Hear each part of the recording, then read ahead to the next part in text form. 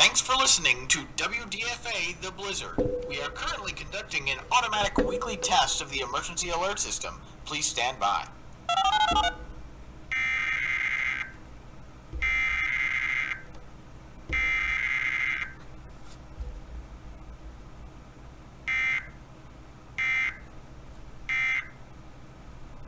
The preceding set of tones were an automated weekly test of the emergency alert system on WDFA.